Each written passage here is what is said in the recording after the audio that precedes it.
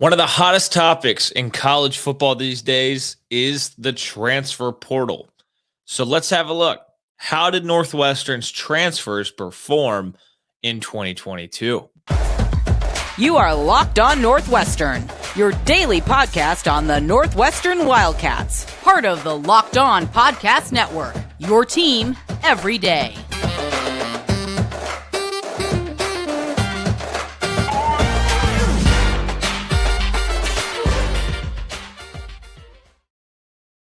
Welcome in. This is Locked On Northwestern, part of the Locked On Podcast Network, your team every day.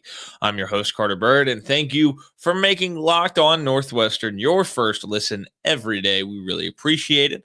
We're available wherever you get podcasts, Apple Podcasts, Spotify, wherever you can find us. We're also on YouTube. Just search Locked On Northwestern. You can find us there. Wherever you are listening, make sure you are subscribed, turn on notifications. You don't want to miss an episode. Leave a comment, give us some feedback, trying to make the show better at all times. All right, so we've talked a lot about this Northwestern football team this year. A lot of talk in college football is about the transfer portal. It's about to be as big as ever here in a few days.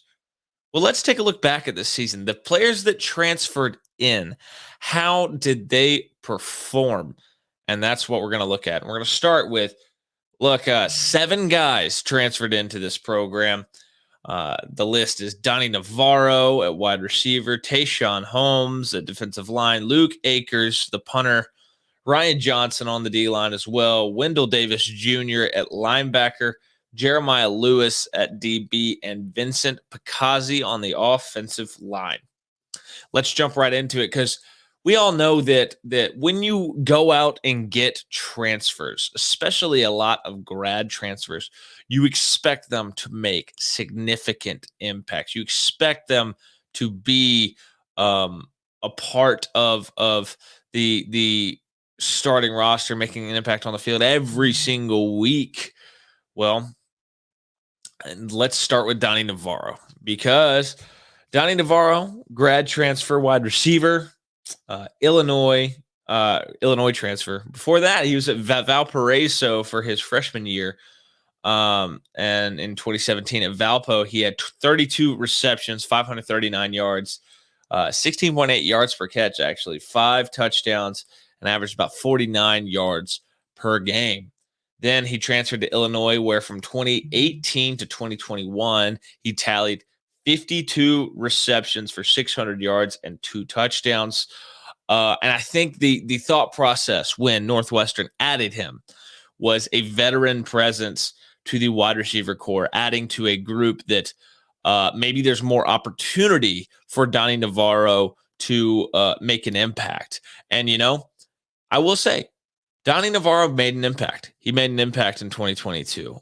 In 2022, he had 31 receptions for 237 yards, 2 touchdowns. He returned punts. He was third on the team in receiving behind Malik Washington, who's the clear-cut number 1 receiver, and Evan Hull, the running back. So he was he may not have put up jaw-dropping numbers, but his impact is felt when you are third on the team in receiving yards and you grab 31 balls. I mean, you can't ignore that. Moving on down the list, let's quickly jump to the other side of the ball. The other guy who I think made the other 2 guys really who made the biggest impact, Jeremiah Lewis, the defensive back from Duke transfer. At Duke before coming to Northwestern from 2018 to 2021, he tallied 83 tackles, 3.5 tackles for a loss, 4 interceptions, 11 passes defended. He's very quality depth. I think that's what Northwestern thought they were adding with him to a secondary that was pretty thin, and we saw that play out over the course of the year. And look, there's nobody of these transfers that made a bigger impact than Jeremiah Lewis in my mind. Jeremiah Lewis finished 2022 with 70 tackles, 3 tackles for a loss, 4 passes defended, and a fumble recovery. mean, I think he was the biggest transfer in for sure. I think he was a key piece of that secondary from really start to finish, especially when you had injuries pop up in the secondary. I think he became very, very key. He became vital. He made his presence felt out there. I thought he played very physically, or he was very physical out there. Um, Next up, back to the offensive side. The third guy that I think is the biggest impact on this roster, Vincent Picazzi of the transfers in, that is. Vincent Picazzi, the offensive guard from Colorado State, the Colorado State transfer. Before that, he was at Temple. I think he was a walk-on at Temple, if I do recall correctly. I think he played in 39 games at Temple. I think he started like 36 of those, if I recall. All-conference player. Really, really, really strong performances in the American. Was very, I think, a pretty sought after guy when he transferred to Colorado State, where he played in 4 games. I think he made 3 starts before his season was ended with injury. And then he wound his way to Northwestern, which, again, much like Jeremiah Lewis, I think that this was okay. There's not a lot of depth on the offensive line. There's not. There's a lot of experience in the first 5 guys, not a lot of depth past that. So let's go get somebody who has boatloads of experience, probably more experience than anybody else on the roster in terms of games played at the collegiate level. Let's go get somebody who can help fill that void for our offensive line. I think that's exactly what he did because he played in 10 games. He became a starter this year. I thought he played pretty well. He was a key offensive line piece as that offensive line shuffled around a lot this year.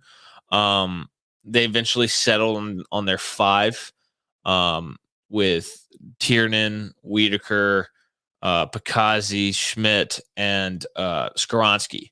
And, I thought that unit was pretty solid.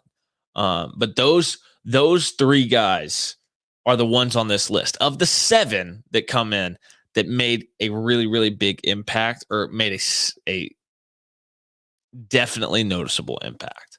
And I think that is worth talking about before we dive into the next part of this, where we're going to talk about the rest of the transfer class and kind of as a whole what they did for the program, the impact that they made before we move on to our weekly picks.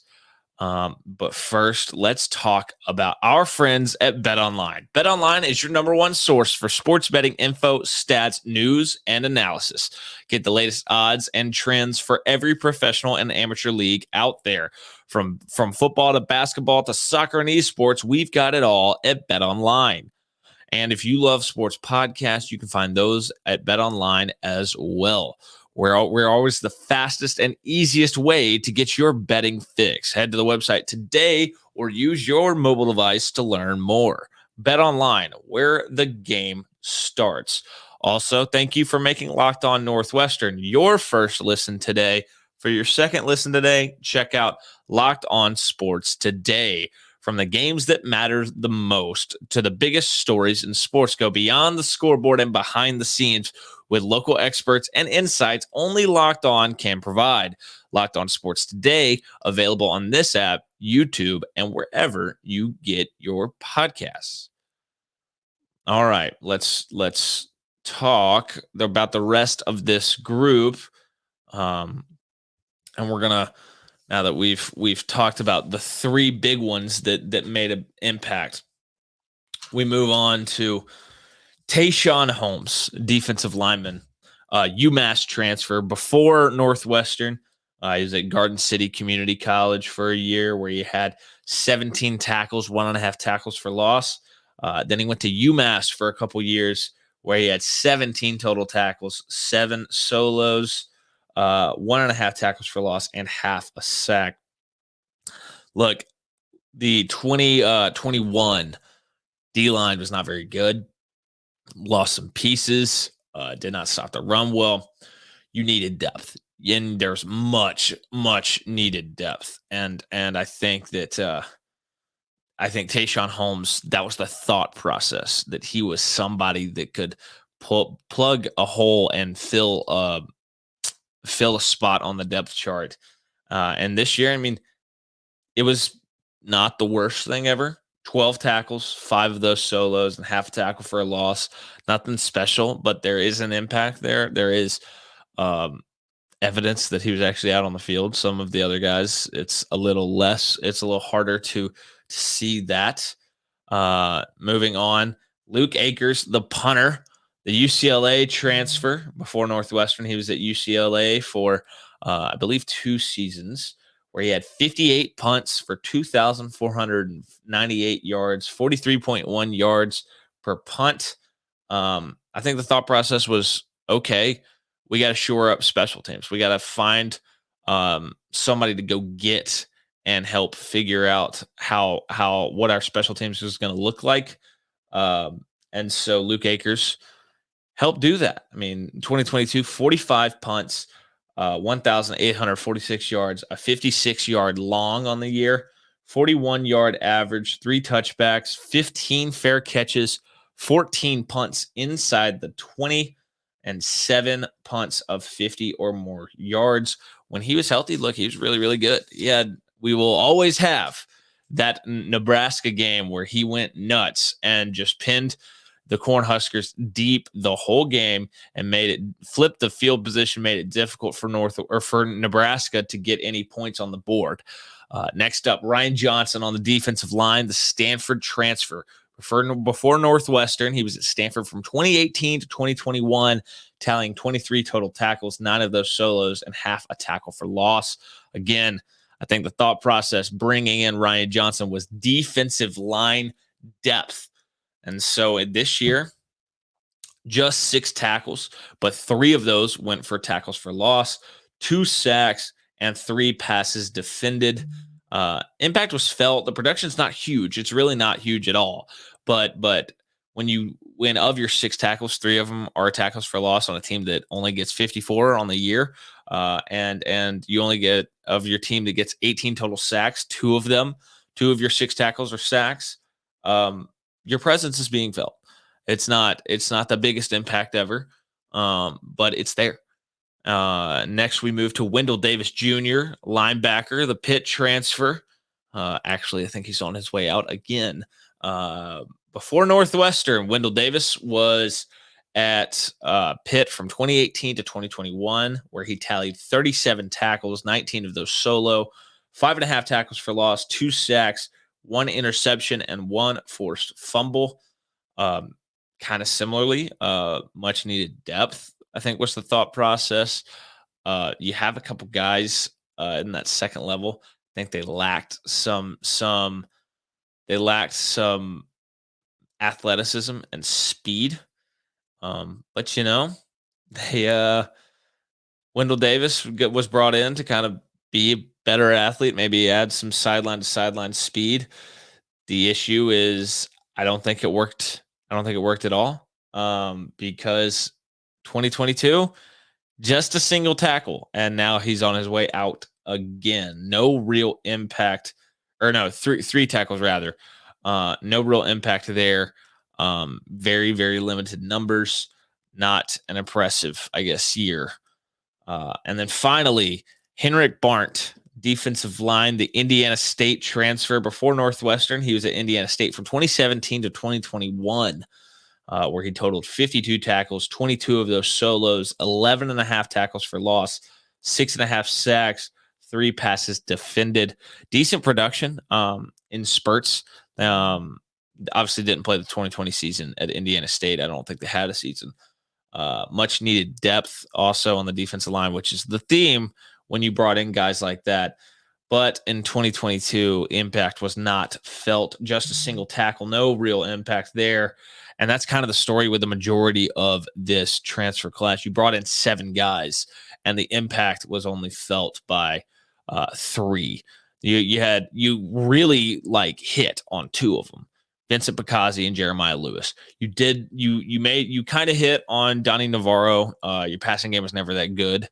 It was good for 2 games, and then it disappeared. You have to hit at a higher rate on transfers at Northwestern because of the limitations on recruiting, the limitations in NIL. You can't afford to miss on grad transfers, especially. That's a big key. But we've seen this kind of pop up here in recent years that Northwestern does kind of struggle, I believe, to be hit effectively in the transfer portal. And they're going to have to have an influx of talent here soon. This next season for sure. There's going to be a lot of turnover on the roster that is needed, especially coming off a 1-win season in 2022. Before we move to the picks of the week, because it is championship weekend, want to remind you that today's episode is brought to you by BetOnline. BetOnline has you covered this season with more props, odds, and lines than ever before. BetOnline, where the game starts. Also, thank you for making Locked On Northwestern your first listen. For your next listen, check out the Locked On Sports Today podcast, the biggest stories of the day, plus instant reactions, big game recaps, and the take of the day. Available on the Odyssey app, YouTube, and wherever you get your podcasts. All right, let's move on to our Bet Online segment of the week. Championship weekend picks. Last football one. Well, maybe not last football one. We can do some bowl game stuff here in a little bit. But regular season's over. Championship weekend. Let's make picks for all the big ones. We're gonna go all the Power 5 championship games, and then the American, because it's a battle of ranked teams as well. We're gonna start tonight. The Pac-12 championship. Number 11 Utah versus number 4 USC. USC is a 2.5-point favorite in this one. Over under of 67.5. I think that there's a revenge narrative for USC in this game. I think that they have so many weapons. I think that they've maybe realized they've come together with all those transfers that they've had all year long. Caleb Williams also probably going to win the Heisman. And so for that reason, I'm going to take USC minus 2.5 and over 67 in that one. Next up in the Big 12 championship game, number 10, Kansas State versus TCU. K-State revenge narrative as well, because they lost this matchup earlier in the year. Walker Howard is healthy. That was a big storyline of earlier this year's game. You saw Kansas State jump out on TCU. Then Walker Howard, the backup quarterback, because Adrian Martinez, the starter, was hurt. He gets banged up. TCU comes back and wins. I think TCU is good, but I think in a one-off matchup, K-State can kind of be nightmarish to deal with because of the way they run the football, the way that I think Chris Kleiman's a great coach. I think Colin Klein is a good offensive coordinator and fits what they want to do at Kansas State. Give me K-State plus 1.5 and over 62 in that one. Next up, we've got in the SEC Championship, number 14 LSU versus number 1 Georgia. Georgia's a 17.5-point favorite in this game, over under 52. I think Georgia wants this trophy badly. The wind was kind of knocked out of the sails of this game when LSU got obliterated by Texas A&M, who's the Iowa of offensively, the Iowa of the SEC, cannot score, and somehow just went up and down the field on LSU in that game. Very, very, very odd. Georgia is just too good. But I will say 17.5 points is the biggest line of any of these games that we're going to talk about. So give me LSU plus 17, and I'll go under 52. I'll go under 52 in this one. Next up in the American, number 22, UCF versus number 18, Tulane. The line is Tulane -4 over under 57. Gus Malzahn finds a way to show up for big games generally. Tulane is really, really good, and I have to wonder, are there distractions with Willie Fritz? Are there distractions because he's being mentioned for other jobs? For that reason, I'll go UCF +4, and I'll go over 57 in that one. In the Big Ten, unranked Purdue, only unranked team, I believe, on the sheet today. Unranked Purdue versus number 2, Michigan. The line is Michigan -16.5, over under a 52. Purdue battled through an awful Big Ten West this year. Really bad. There was no standout team. It was kind of nobody really felt like they wanted to win the division, because if anybody wanted to win it, it should have been Iowa. They had the path there late and collapsed. Illinois collapsed down the stretch, and Purdue kind of just stumbled into it. Michigan will be without Blake Corum in this game. He is out for the year after having knee surgery. Michigan's better athletically. They're better physically. They showed they could throw the ball a little bit last week, but they can get big and play man ball with you. Give me Michigan -16.5, and I'll go over 52 in that one. Next up in the ACC championship game, number 9 Clemson versus number 23 UNC. The line is Clemson -7.5, over under a 52. This one feels like a total wild card to me, because Drake May is awesome. DJ Uiagalelei he's really bad. He's really bad. There's a huge advantage at quarterback for UNC. I think this battle could come down to the two of them. UNC's defense is really, really bad, though. I think turnovers determine this game. To me, I think it's more of a toss-up than the lines say. I'm going to go, because of that, I'm going UNC +7.5. I'm going over 52. I think UNC can figure out a way to put up some points. I think they're going to be focused on this game. Clemson, you're going to score some because it's UNC, I would assume. But I don't know. I just think that they could lose that game. That's going to do it for today's episode. Appreciate you tuning in. This has been Locked On Northwestern, part of the Locked On Podcast Network. Thank you for making us your first listen every day. We really appreciate it. We're available wherever you get podcasts, Apple Podcasts, Spotify, wherever. You can find us. We're also on YouTube. Just search Locked On Northwestern. You can find us there wherever you listen. Make sure you are subscribed. Turn on notifications. You don't want to miss an episode. Also, I'm your host, Carter Bird. You can follow me on social media at CarterBird13. And that's going to do it for this week. We'll see you all back next week as we getting ready for big basketball matchup for Northwestern basketball. I will see you all next time.